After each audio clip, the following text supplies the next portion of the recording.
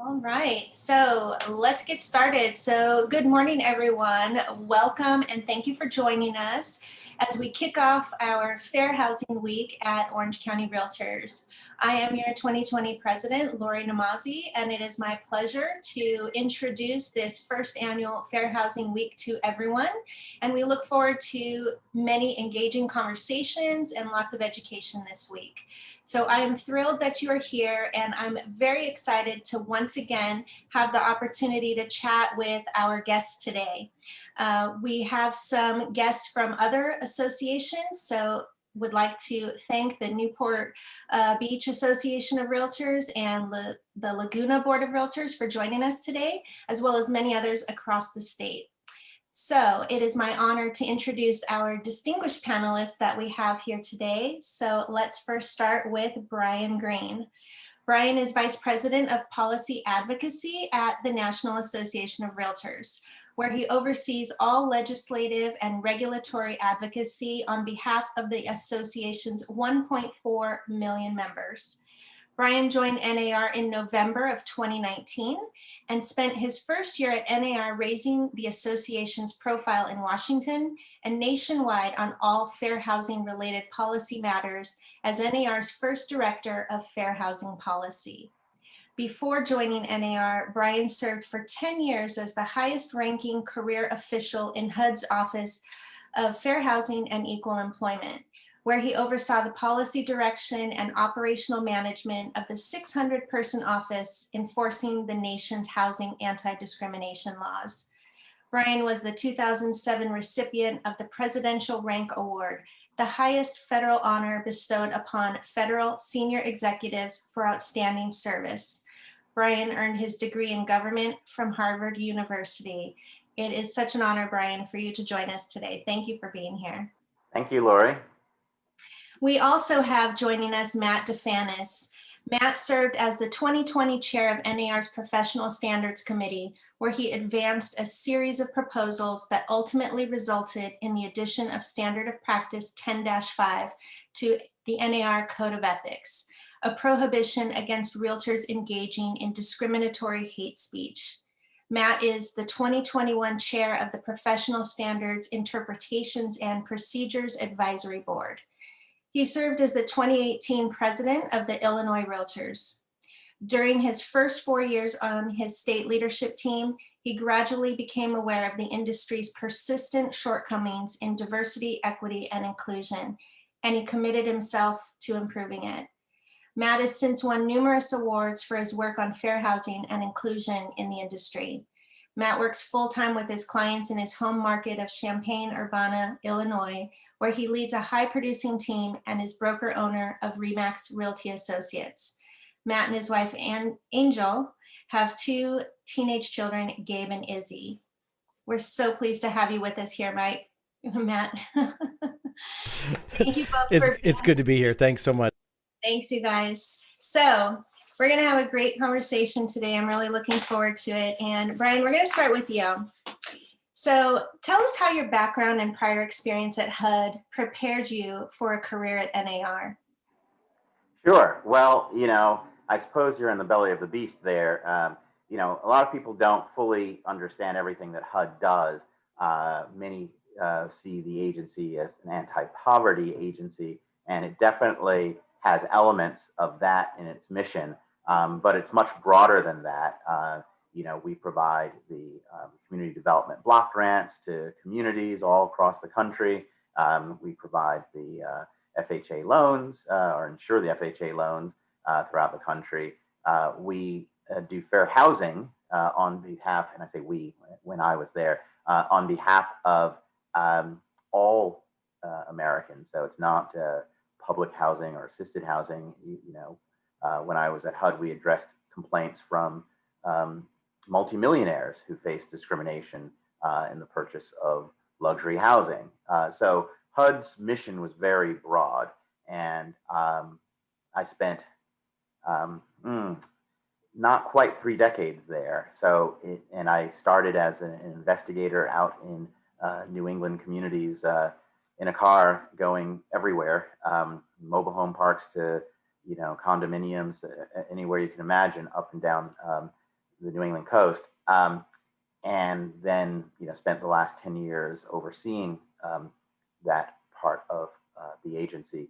So I feel as if it prepared me very well to understand certainly our fair housing challenges, but also how fair housing intersects with other housing policy, the other housing policy that HUD plays a key role in. What a fascinating background. It's really neat to kind of hear where you came from and all of the different avenues that you were able to work in that led you here with us. Thanks. So can you provide some historical perspective on discriminatory actions taken by NAR and private industry and government agencies, and explain the impact of those actions on communities today? Sure. So, as you all know, NAR President Charlie Oppler apologized last year for NAR's role in promoting discriminatory housing and helping to cement segregation in many of our communities. And, I would say overall, many people said, great, this is what we need to acknowledge in order to move on. But then there were many who said, oh, this is giving realtors a bad name, and why are we dredging this up? What do those bad actors from back in the day have to do with who we are now? And I think it's that conversation, what does the past have to do with now, that we really should unpack more. Because I think, one, there's a fundamental misunderstanding. We aren't talking about bad actors. We're talking about an entire housing finance system that was based on race. And I think many people still don't quite get that, and how recent that was, and how it's shaped this country. It was unethical to treat people fairly based on race. It was ethical to discriminate. You had to discriminate. You had to exclude people from communities to be a part of the National Association of Realtors and a realtor in good standing. So it's as blunt as that. And our government then, because NAR, unfortunately in Chicago, where its forerunner was founded, actively promoted racially restrictive covenants after a Supreme Court decision saying, yeah, discriminatory ordinances to keep minorities out of communities, that's unconstitutional. But private agreements, and covenants, that's okay. And so NAR took that, I want to say it was 1926, 1927, and up where Matt is in South Shore, began, not where he is now, but he actually grew up in the south side of Chicago. But in those communities, his family grew up in the south side of Chicago, I know now. In those communities, they openly advertised and advocated covenants. And then also out of Chicago, University of Chicago adopted those covenants for our housing finance system, for the making of mortgage loans. And that became official government policy based on the recommendations of an expert there at University of Chicago. And that became the legacy for our industry until I was born. And then the Fair Housing Act passed. NAR, we opposed that passage as well. So that's the past that we are trying to overcome, and a recognition that yes, the law has changed, but we still have some of these practices because this was the foundation of our housing finance system. So it takes work to undo it. I think the association has come a very long way in undoing it. I mean, the mere fact that we have this fair housing policy director position that I encumbered until I became the VP for policy, says a lot. And I think NAR has been moving in this direction for a very long time. But it's that history that is critical to understanding why both discrimination persists in many of our markets and why we have these inequalities in terms of wealth in our society. It's been very eye-opening for so many of us in the last 2 years to learn about these things, to understand that this really was the history, and that our industry was so intertwined in the actual discrimination and prevention of human beings from moving into certain communities. And it is still affecting us today. And so can you elaborate a little bit more? You talked about the history of it, what happened, but how is that still impacting us today in terms of what that did to the potential generational wealth? Yeah. So, one, you just couldn't buy a house. So we hear about the GI Bill, and that was rather significant in that African American World War II veterans came back, and they were on paper they were eligible for the GI Bill, but because of the practice of redlining and exclusion from communities, they were unable to use it because, and it was intentionally set up so that you had to, actually identify the house in communities before you can use the GI Bill.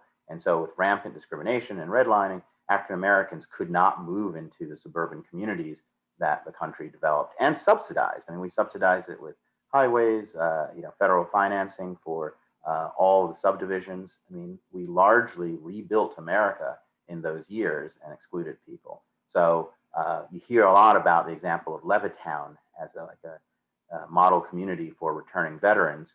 African Americans could not live there, and still, I want to say they are in the single digits, maybe the lower single digits of people who live there. But those homes greatly appreciated for those veterans who had very little and were supported by the federal government. African Americans, for lack of a better term, had to often move into what they called slum housing, and just poor conditions because they were shut out of places. And you certainly don't gain any equity there. And then, that, as you point out, leads to intergenerational disadvantage. I actually think what's remarkable is how well many people of color have done, despite those institutional challenges. But it also means that when you have segregation, even those communities where you could buy, I think of many of these middle-class African-American communities, those homes still were not appraised at the prices that other communities were. And so there was less equity to tap to send children to school or help you out of a hot spot, and certainly less money to pass on to future generations. And then, so it basically has created a much more tenuous situation for many people of color. And it's not just African Americans, but many people of color who were excluded from communities or could only live in communities that were devalued. So that today in a housing market that's, it's very costly, means that, even when people have good credit and otherwise are qualified, they can afford a lot less. And it's not just about income, it's about the wealth over generations in housing. It's an important point you bring up about the appraisals, because I think a lot of people will think there's overt discrimination and they don't recognize that there are many other ways that discrimination can happen. And the issues that we read about in the last year regarding appraisals, is just another space where this happens. And a lot of people just don't think about that. If they are the agent and they didn't discriminate, then there's this potential thought process that, well, nothing happened. We got this far, nothing happened, nothing else will happen, and that's not the case. Yeah, and even in subtle ways, people perpetuate this. I mean, in the New York Newsday Fair Housing Expose that came out in November of 2019, you heard agents frequently talk about resale value in conversations with whites, and not as much, say, in those conversations with people of color. And so even if people aren't explicitly telling people, avoid these neighborhoods because of the racial composition, they are steering people to certain communities, or some people to certain communities, saying this is where you want to live because there's high resale value, but then with others not saying the same thing, perhaps not wanting to denigrate the neighborhood, but clearly establishing a different standard for who's concerned about resale value versus others, and potentially perpetuating that process. And I was in a So, meeting. if I may, I have a quick comment to add to that, and it's actually a story about one of Brian's former subordinates. I don't know if he's heard from me before or not. As a white guy, I can tell you this stuff does not happen in my field of view. It doesn't. It never has. And so the problem is my senses are telling me it's not happening. And it took me a long time to figure out through close friendships with people who don't look like me that it's not happening right within this field of vision. And as I was learning about this sad history, I'm from a Big Ten research university community, very progressive. And I thought, gosh, that's terribly sad. That's tragic. That's awful. Good thing that would never happen here. We wouldn't do that sort of thing here. And then, Brian, I was speaking at a fair housing event in Chicago, and Kimberly Nevels approached me.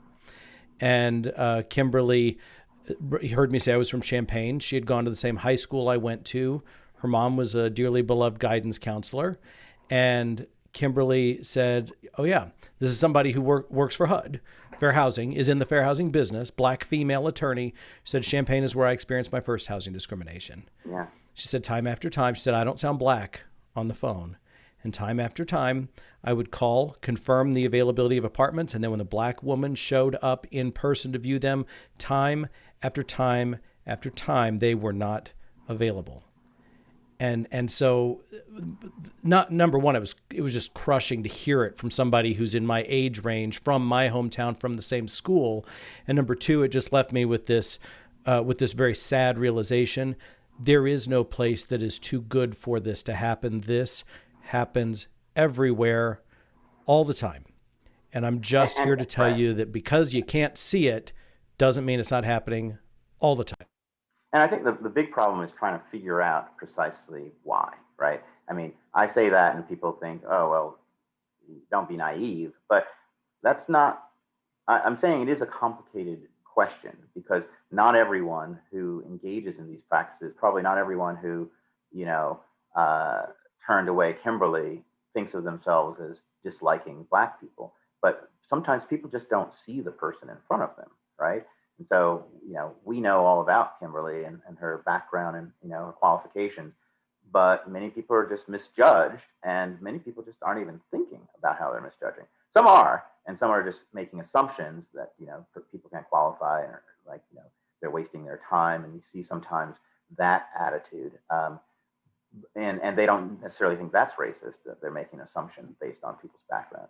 But we do have to explore this better to sort of understand what is happening, because when you look at the classic testing situation, where government agencies or private fair housing groups send people to evaluate how folks are treated, you see case after case where the objective criteria for the person of color is slightly better than the other person's, than the white person's, and agents still, don't believe their eyes. They decide to go with, the other person.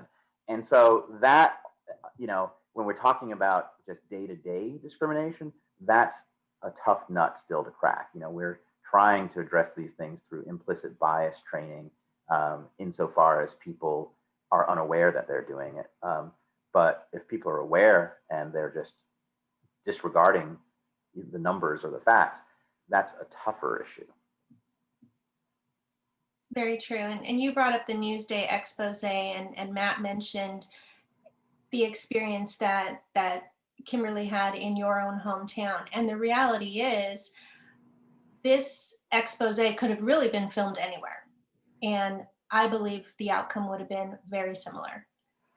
So, I think to Brian's point, I don't think the realtors you watch the hidden camera videos, there's no question there's disparate treatment. I don't think, with at least one exception, but I don't think most of the realtors intended to do it.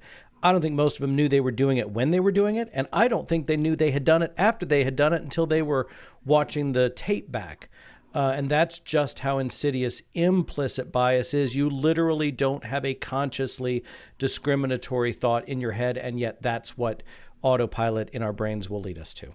Yeah, I completely agree with that. I think that we would like to hope that we wouldn't do that, but the reality is it can be done by any of us. And I was listening to one of our leaders from NAR who made a statement that said the people in that expose were our peers and our colleagues. And that really struck me because aside from that one comment, most people were saying them, those agents, as if they were the bad ones. They are our peers and our colleagues, and really they're a reflection of us too. And so it opened all of our eyes as it should have. So Matt, you talked about the experience you had with listening to Kimberly and your own experience of not initially recognizing what may be going on around you. You were very vulnerable and honest with us last year in moving forward the Standard of Practice 10-5 proposal, and you shared a lot of stories with us, your own personal experiences of listening to your friends and your colleagues and your family, but also those of some really hard stories to listen to from your colleagues. Can you tell us, a little bit more about that and how that really motivated you to make a difference? Sure. So really by happenstance, I had this life-changing journey during the handful of years that preceded happening to be positioned in what is normally a relatively quiet, low drama lane of NAR, which is pro standards. So there I am sitting under my umbrella in a lawn chair and got run over by an issue that I would never have foreseen. But it was really because of the experiences, just as I said, by happenstance from the preceding few years.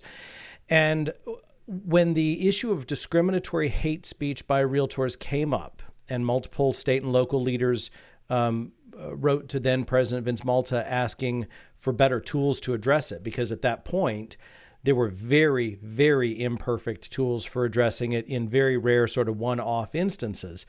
And my concern, to be totally candid, was I was chair of a committee of over 100 members representing every state in the country. It's big, it's slow moving, it's very white, and it's fairly old. And my concern was, will I be able to galvanize a committee with this demographic composition to treat the issue with the seriousness that it really needs? And so NAR has since published this. I'll put a link in the chat box. But I started our special meeting on June 29th of last year, the full committee meeting. I started it with a 90-minute conversation on race and real estate. And the idea was I had learned, and still reeling from the realizations, but I had learned in those preceding couple of years just how appallingly different selling real estate while black remains from what I experienced selling real estate while white. So I asked 5 black colleagues from around the country who are all good friends and I had banked some trust and goodwill with. My ask of them was basically, would you be willing to come participate in a no holds barred conversation? No preconditions, nothing off limits, no idea what I'm going to ask you because I don't know what I'm going to ask you. And I'd like for you to bare your souls for the enlightenment of a bunch of old white people. Sound like a plan? And they all said yes. Now, I knew that was a big ask when I made the ask. What I was not fully prepared for was to call on a specific moment, Joanne Poole talking candidly about an experience that's happened multiple times, not daily, not weekly, but multiple times in modern history where she's literally been left out on the doorstep. Your white clients can see the house. You, the black realtor, will wait outside.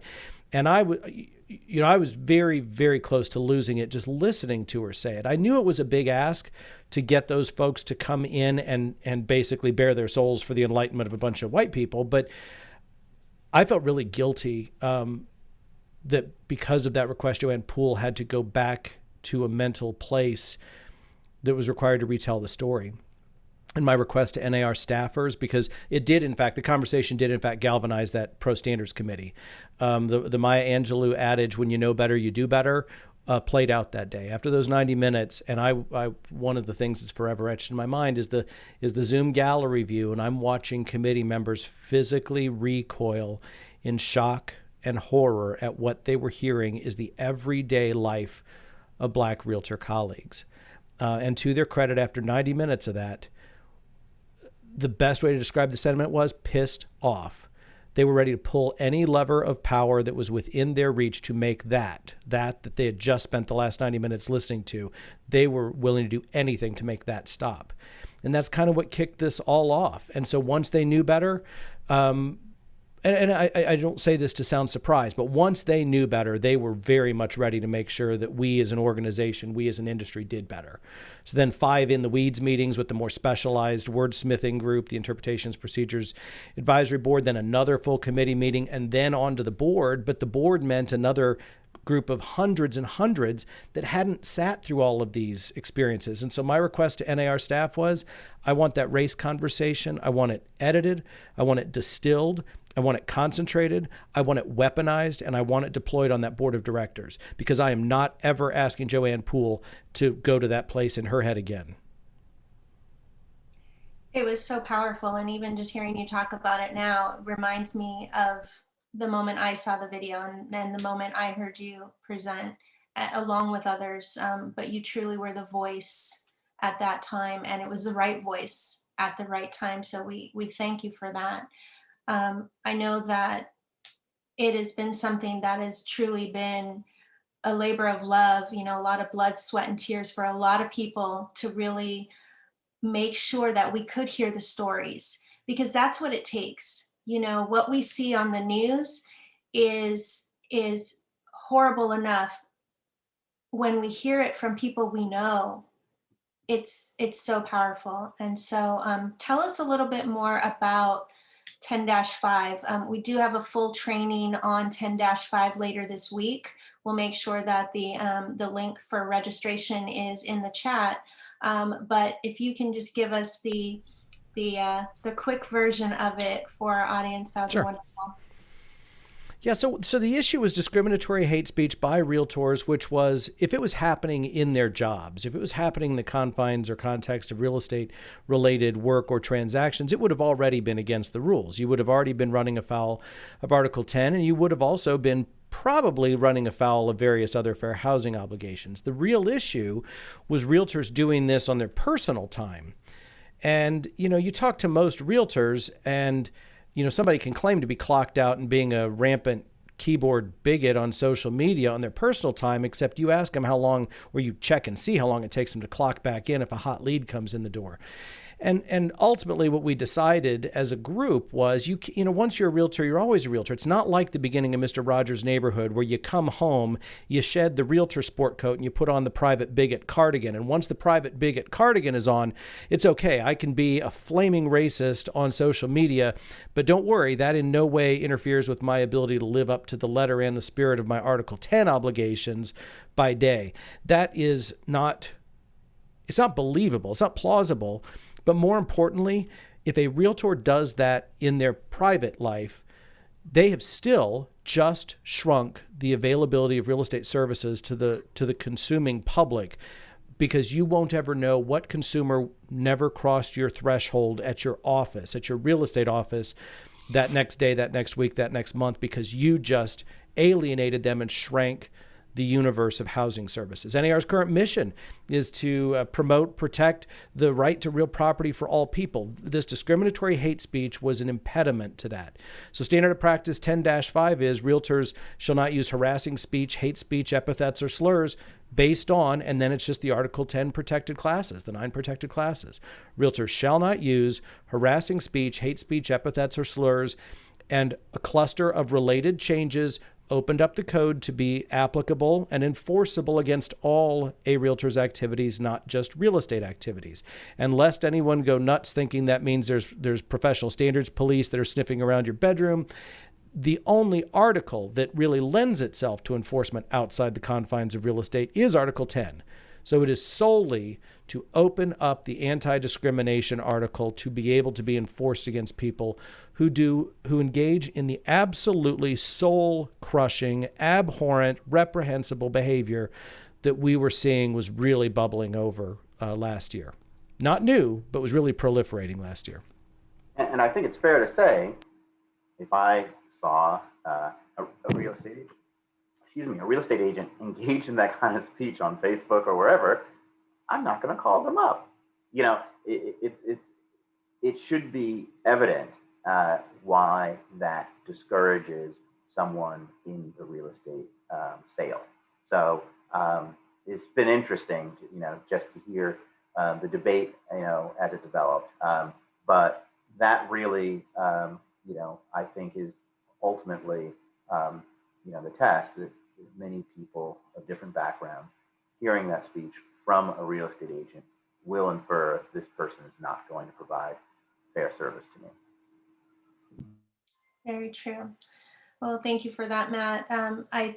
I know that personally I've noticed there isn't all of the disgusting posts that we were seeing last fall prior to this rule change. It was really ugly. And so I'd like to hope that we wouldn't have needed this, but the fact that we did, at least it has made a difference. Brian, can you tell us about the ACT initiative? Yeah, so ACT, was an initiative that we launched January 2020, and it's really, just a couple of months after I joined NAR, and it was a couple of months after this New York Newsday story came out, where my emphasis was to identify those efforts that would provide for less discrimination in the real estate space. And I characterized the efforts as accountability, culture change, and training. And it's interesting when you think about any number of fields, I think those are the areas that you want to address. It happens to make a handy acronym, ACT, but I was just listening to a police officer in, I don't know what it's, Rochester, a woman who had been fired for standing up against police brutality and just recently won a lawsuit. And when she was talking about her efforts and what she's trying to change in the law, she effectively said the same thing, that that training was one part of it, but training's not enough. If you have a culture that allows police brutality or turns the other way or doesn't report it, that's a problem. And at the end of the day, when people engage in these things, there has to be real accountability. And so I think it applies many spaces. I don't want to compare these two spaces, but I'm just saying when you're talking about laws and following laws, people need to know what the laws are. That's effective training. People have to have a commitment to it, which is the culture. And then at the end of the day, there needs to be enforcement and some consequence. And so that accountability is key. And what we did was we said, all right, well, what are going to be game changers in these spaces? And for accountability, we said, well, look, a lot of real estate agents say that if they engage in discrimination, they could lose their license. But the reality is you don't see it very often. So we said, and in fact, if you look at some of the state licensing laws, some of them don't explicitly say that you could lose your license for a fair housing violation. It may say an ethical violation, or it may be implied, but some of them aren't explicit. So we said we need to identify what are the best provisions of a strong real estate licensing law when it comes to fair housing. And so we did some work behind that, and we shared with our association executives some of that. And we've already seen some association executives take some of that information to begin to change some of their state licensing laws to make them stronger on fair housing. We also said testing holds folks accountable, because the evidence is the strongest evidence you can find. And rather than have a newspaper, was it the Orange County Register, rather than have an Orange County newspaper expose discrimination in the community, why not have the brokerages get ahead of it and do their own self-testing? And so we said, let's work with testing experts to create a program. And we've done some of the preliminary work on this. This is a heavy lift. As you know, the New York Newsday expose cost them it's high six figures, and took 3 years for them to do. We're not doing something like that, but still to actually put together a testing program that people can tap into from different places is costly and resource intensive. But we're building this up from the ground, and it's, we already have a fair number of brokerages interested and some associations interested in working with us on this, because we can't be everywhere at once. So we're looking at some communities that we may focus on. I'm not going to share that, but self-testing is very helpful, and we want to get brokerages to be proactive and self-correct for these problems, rather than have government agency or private fair housing group or a newspaper expose it. So that's something that we're doing. And then beyond that, in terms of culture change and training, we said culture, agents learn from other agents. And very early on, I was just a couple of days onto the job when Newsday came out, and I saw that there were some companies that they had tested that did not exhibit discriminatory practices, where they had tested multiple agents multiple times. And while 10 out of 12 companies had some problem, these two didn't. And I thought, we really should highlight that. If you're working in the same market and you're doing well and you're not resorting to these things, what can you tell your peers so that they stop it? And so just this past week, we premiered these 3 videos from real estate agent leaders to highlight what people are doing in different communities. And that's something we're going to keep up. We're going to continue to highlight realtor champions on fair housing, because we think that is among the more influential things we can do. And then finally, training. As you all know, we launched something called Fairhaven, which was an innovative training tool using simulation to help people apply their fair housing learning. So rather than just have classroom training, we thought, take this and try to apply it to real situations, because that's where you really exercise your muscles and where you develop the muscle memory around fair housing. So these are just some examples. There's other training, like implicit bias training we've done. We're also doing a lot of work on how to help agents deal with questions about schools, which can often lead to the perpetuation of segregation. Agents provide inaccurate information about schools, or talk to people about schools based on the demographics of those. So there's a range of things we're doing in each of those areas, but they fall in those 3 general areas that make up ACT.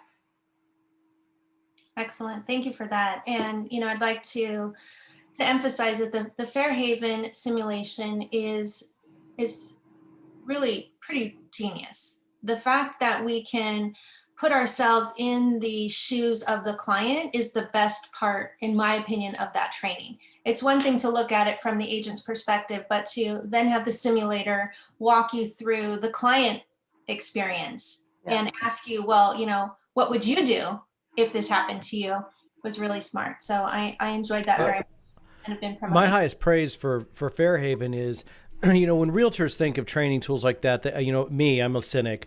You think, well, it's going to be cheesy. You know what the right answer is? Probably answer like what the flaming racist would not do. But it's much more nuanced than that. It's very, very good. And one of the types of discrimination that I thought, well, what kind of an idiot would do that? My wife, who's a Filipino immigrant, was just telling me, completely unrelated to this, it came up in a separate conversation, the exact type of discrimination that is one of the simulation models in Fairhaven has happened to her numerous times in the course of her work. I won't give it away. I won't do a spoiler, but it was like, geez, huh. And I think what Fairhaven really underscores is the importance of being conscientious, right? That real life does not lend itself to cut and dried answers. So you have to be thoughtful and thinking and, trying to apply these concepts to how situations really present themselves. And as someone who, spent nearly 3 decades, enforcing the laws and working with the developers of this, I was really impressed with what came back, because it made me scratch my head. But it also, I think, underscored why I've done fair housing work for so long. There's always new scenarios that require, applying the same concepts, but trying to sort of work it through so that you can understand what the right thing is to do in a given situation. Great. So we have a great question in the Q&A, and I'm actually going to ask Matt the question as a broker. So Matt, how would you coach your agents if they have clients that make racist statements? So what recourse might an agent have besides canceling a contract if they don't want to work with such a person? What do you suggest first? Well, I mean, just to think out loud through it, obviously, if we as licensees, if we as realtors are doing our job well, we may be the best hope for getting an actual racist client to not be able to behave in a racist manner. We may be the basically the backstop to help ensure, because our easy answer to that is, I can't touch that discriminatory conduct with a 10-foot pole. And in fact, if you don't back down, I'll be duty bound to terminate the listing or to terminate the buyer representation. And I would offer a gentle explanation aside from that's morally reprehensible. Here's all the reasons I can't. But it's entirely possible that if we play our cards right as realtors, we can gently push back, get the client course corrected, and then, if it's now on my radar, I can be extra vigilant to make sure that I'm not smelling anything in this multi-offer situation where there appears to be anything that I can't defend in terms of a selection being based on actual substantive terms unrelated to any sort of demographic information. But brokers need to be ready to push back, because none of us wants to be associated with that, and frankly, none of us can afford to. Right. That's... And I do want to make sure, Lori, because I'm afraid it may throw you off. I typed a quick answer to somebody and it put it in the answered category, so I want to make sure you saw that that's still there to be answered. Okay, I'll take a look at that. I think that's a great response. And here in California, back in October, we had a new form that was released. It's the Fair Housing Discrimination Advisory Form, and it is attached to all of our contracts, whether you're on the sale side or a lease transaction. And I like to coach my agents to use that at the start of the relationship. It's attached to a contract, but you have conversations before you get to that point. And so this is, in my opinion, not a form to gloss over. It's not, hey, just in response to fair housing, here's a form to sign. No, this really spells out the laws, the different governmental agencies that are looking at this, all of the different entities that we as agents work with and within, whether it's our licensing body, our associations, including NAR, our MLSs. Here are all the things, here are all the ways that this is a problem. And oh, hey, by the way, seller, here are all the ways you can accidentally step into a situation yourself. And so it's a great form to start that conversation early and set expectations. So I wanted to throw that out there. Let me take a quick peek at what you mentioned. Let's see. So Tony asked, I have often stated that that's the one. Be a much better place if all people were realtors. I feel that our profession leads to fairness and equality. Am I wrong? All right, Matt, what do you got? So I totally respect where that's coming from. And Tony, in response to your question, I saw a lot of people that a lot of realtors on various online forums that responded very negatively to Charlie Oppler's very direct, very unconditional apology as the first order of business on the first day of his term. And the pushback was very much along those lines. What are you talking about? Realtors are the most fair-minded people I've ever met. We don't discriminate. How dare you impugn us as an industry with an apology that has subsumed within it a whole bunch of really nasty activities? And so what I would say is NAR, I believe, is partially a victim of its own success in modern history. My entire lifetime has been, years after fair housing was the law of the land, and my entire 23-year career has all been in the era where NAR was a genuine, authentic ally in the cause for fair housing. But what I would say is if you don't understand the history, and if you haven't studied the history, you really have no idea just how bad it was. And it's also very hard to fully understand how much hangover there still is today that directly is handed down from that. I'm constantly looking to curate my materials for DEI and fair housing related conversations. One I came across literally just in the last few days, an analogy that I had not heard from anyone else. Jason Purnell, an associate professor of the Brown School at the Washington University in St. Louis, he used a bathtub analogy. It is like leaving for work at the beginning of an 8-hour workday with your second floor bathtub water running full blast. It overflows all day long through your entire house, and passing the first law, outlawing the behaviors like coming home and turning off the water, but not fixing any of the water damage that's continuing to drip through the house and cause continued damage. And so I know that for people that look like me, it feels like the playing field was leveled before I ever got to the playing field. So why is this my problem? And I'll just say, when you study the history, it's really hard not to appreciate why we all share a moral imperative to do it. Housing discrimination isn't the reason people that I went to school with growing up, it's not the reason they've been shut out of housing. It is the reason, because of the deprivation of intergenerational wealth accumulation, that I didn't have to worry about whether my parents could send me to college, and they did. And so that's for somebody my age or younger, that is still very, very much in play. To succinctly summarize what Brian talked about earlier, the realtors as a group shut out Black brokers. They redlined Black neighborhoods. They shut money out of Black neighborhoods. That forced the Black neighborhoods into a downward spiral. They then shut Black people out of the new white suburbs. And then, to add even more insult to injury, they strategically built the expressways to further isolate and tear down Black communities, creating absolute entrapment. And the hangover, Chicago is in my home state. That's not where I'm from, but Chicago is in my home state. And there are a few places where the hangover effect is more persistent than it is there. You can't overstate just how bad the history is or how much it still influences today. So I completely respect where Tony's coming from. And as I said, it's because NAR has been a victim of its own success, which is a great thing. But speaking personally, the learning journey that I've been on, I have had my heart absolutely broken and am crushed by the realization I won't live long enough to see that damage undone. And so the best I can do is do everything I can for as long as I can to work to undo it. And if I could say, I think Tony's right in the sense that certainly real estate agents have more training on this and probably much more awareness on this than the general public by just the nature of the business. There's laws that they are trained on.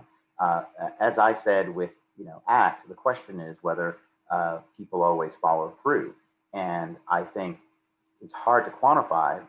Obviously a great number do, and I think that's maybe where Tony and other people come from.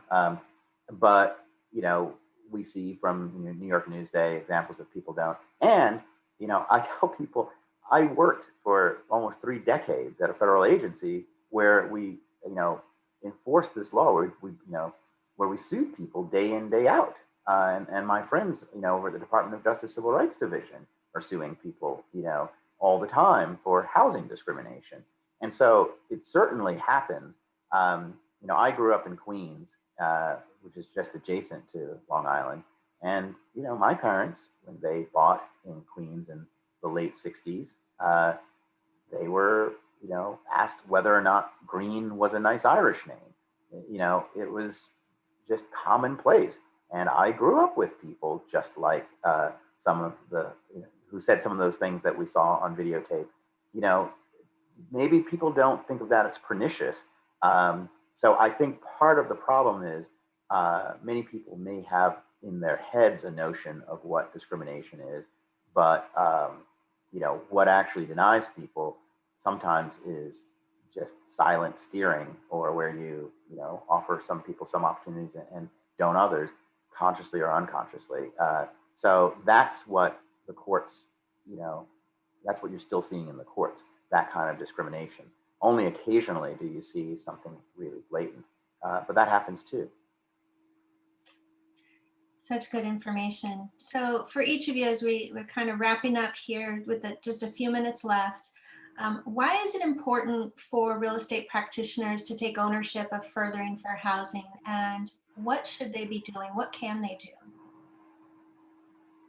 So again, I think there are sort of levels to this. Certainly, at the minimum, they should do no harm. They should make sure that they have a policy of equal professional service, which means being conscious about it. So it doesn't always mean literally, following a script with each person, but maybe having a mental checklist of all the things you want to cover with every person, so that you can guarantee yourself that you are not overlooking anything based on someone's background. I've interviewed and hired people over the years, and one of the things I've always made it a practice to do, even if I weren't reading from literal questions, was making sure I cover everything with each person, because if you don't, there's important information you could have elicited that you never would have known, and you could have denied someone an opportunity. And it's often because you go down these tangents with people, or you make assumptions about things, that you overlook things. Likewise, in all of my time as an investigator on fair housing issues, and I think police investigators will tell you the same thing. You gotta go through all the questions, because you will overlook something, and it actually can be determinative. And in the case of housing and sales, you could end up denying people something because you made an assumption or went down a road without asking the explicit questions or providing the same exact information to everybody. So I think that's first.